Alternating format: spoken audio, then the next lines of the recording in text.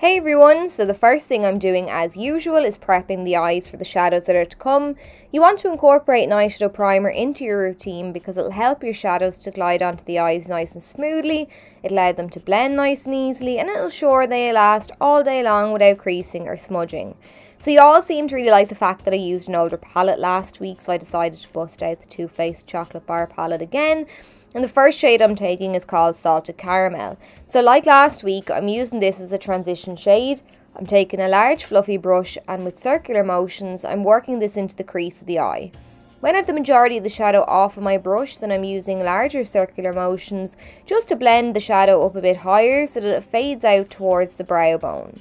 After one application of the shadow, I'm happy enough with the blend, but not so much with the pigmentation. It could definitely be a bit more intense. So I'm just going back in now with a second layer of that shadow and repeating the steps from before. So I'm using little circular motions initially, and when I have the bulk of the product off of my brush, I'm using larger circular motions to blend out the shadow. Now, as you can see here, the shadow is blended grand, but we aren't settling for just grand. It could be better. So if you need to soften an edge like I do now, just go back with a clean blending brush, hold the brush towards the end of the handle and wriggle it back and forward over the edge only. And this will soften and fade out the shadow without adding any more product. So for the lower lash line then, I'm using my trusty little bullet shaped brush and I'm sweeping some of the transition shade down along there, and to really blur out the edges I'm switching back to my fluffy brush and sweeping that back and forward under the eye. Now to deepen up the look slightly, I'm going in with the shade Milk Chocolate, which is just a kind of neutral brown eyeshadow, and I'm using a smaller blending brush so that I can be a little bit more accurate with my application, and I'm applying this into the crease. So I'm beginning by adding it to the deepest part of the crease, and then I'm moving my brush upwards from there to fade it out.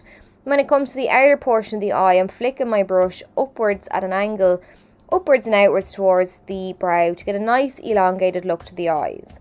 So after a couple of layers, I'm switching back to the bullet shaped brush and I'm using that to sweep some of the shadow right down along the lower lash line. Then I'm taking this matte dark brown shadow called Triple Fudge, and it's really going to add some definition now to the eyes. I'm focusing the shadow on the outer third of the eyes, and then I'm fading it in across into the crease. And as I said last week, tones like these are really the groundwork for any eyeshadow look. Once you master the neutrals, you can pair any colour shadows with them. So I decided, because last week's autumn look was mainly matte, that we would add some sparkle to the lid this week. So once I've added the shadow down along the lower lash line then as well, I'm switching then to a flat C-shaped brush and I'm picking up some of the eyeshadow Gilded Ganache and I'm patting this on the inner third of the eyelid, and I'm not applying it any further because I've got two more shadows to squish in. So I'm just pressing it down to avoid fallout because it is a shimmery shade and those shadows are just notorious for fallout. So you want to be a bit more careful because you don't want to disturb your foundation or anything. You don't want to ruin your base makeup essentially.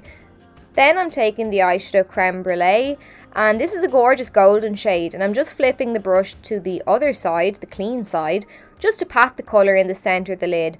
These shimmery shades all really sparkle nicely on their own without a mixing medium. You definitely don't need to use any water or setting spray to make the shimmer particles pop. They just pop on their own.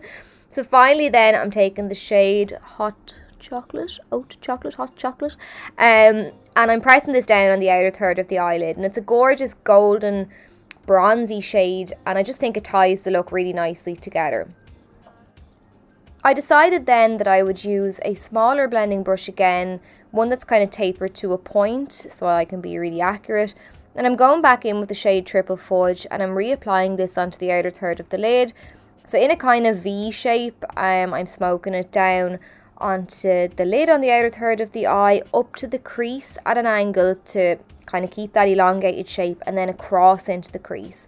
And I'm using large circular motions just to fade out the shadow. Then I'm switching to an angled brush and I'm pressing that same shadow, the Triple Fudge shade, into the upper lashes because it's going to have a nice base there for me. It's going to give me a nice base for the lashes that I'm about to apply. Then I'm going in with this pencil from NARS. It's a gorgeous pencil. I'm flying through it. I actually haven't had it that long. I wear it daily and it's just brilliant. It lasts all day long. Then I'm going in with the shade Champagne Truffle and I'm using this on a little pencil brush just to add a highlight to around the tear duct of the eye. And I kind of then decided I want to add a little pop on the lower lash line, so I took a small little bullet shaped brush again, and I just smoked a little bit of the gold in the centre of the lower lash line, and then I switched to a small flat brush then to add a little bit of the green colour on the inner corner. And I felt that the outer portion of the eye was already deep enough, so I left that as is.